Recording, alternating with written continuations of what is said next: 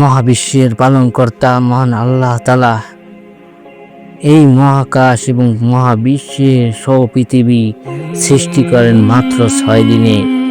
তিনি মহাবিশ্বের সকল কিছুই তিনি সৃষ্টি করেন পর্যায়ক্রমিকভাবে। মহান আল্লাহ তাআলা সব কিছু সৃষ্টি করার পর তিনি সমাসীন হয় আরশে আজিমে। তিনি মহাবিশ্বে সৃষ্টি করেন পর্যায়ক্রমিকভাবে আসমান সমূহ, তিনি সৃষ্টি করেন চন্দ্র সূর্য এবং সৃষ্টি করেন পৃথিবী সৃষ্টি করেন এক নতুন আঙ্গিকে। শুরু হয় পৃথিবীর একটি নিদর্শন হিসাবে একটি সৃষ্টির জগৎ।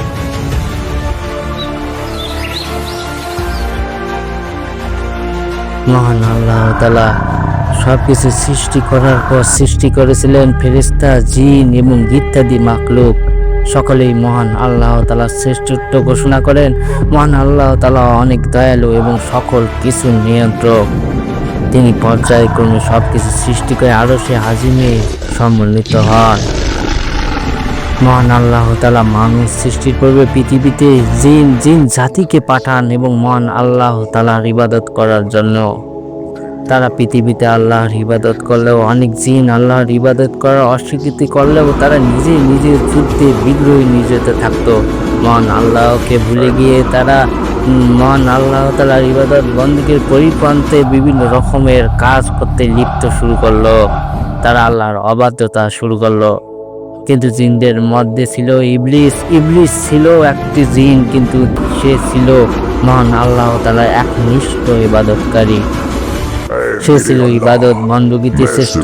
সে সব সময় মহান আল্লাহ তাআলার ইবাদতে মশগুল থাকতো। ফলে সে মর্যাদাবান হয়ে ওঠে এবং ফেরেশতারাও তার কাছে সে মর্যাদাবান হয়ে ওঠে। পক্ষান্তরে অন্য জিনরা ছিল মহান আল্লাহ তাআলার অবাধ্যতায় লিপ্ত। তারা মহান আল্লাহ তাআলার ইবাদত না করে তারা নিজেরাই যুদ্ধ বিগ্রহে আবদ্ধ থাকত। সেই অবাধ্য জিনদের জন্য আল্লাহ তাআলা অবাধ্য জিনদের হত্যার জন্য পৃথিবীতে ফেরেশতা পাঠান।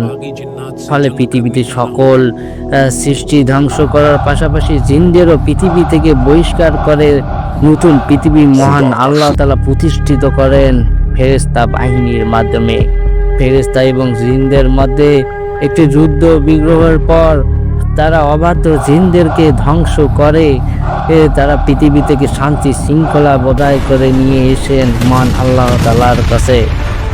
আর সাথে ইবলিস শয়তান ও ফেরেশতাদের সাথে আসমানে হাজির হয়ে মহান আল্লাহ তাআলার ইবাদতে মশগুল হন এবং মহান আল্লাহ তাআলার একনিষ্ঠ বান্দা হিসাবে ইবলিস বা আযাজিল শয়তান মহান আল্লাহ তাআলার ইবাদতে তাকে শ্রেষ্ঠত্ব অর্জন করে। ফলে ফেরেশতারাও তাকে সম্মান করে এবং ইবলিস সহ ফেরেশতারা মহান আল্লাহ তাআলার আসমানে ইবাদত বন্দেগীতে মশগুল হন।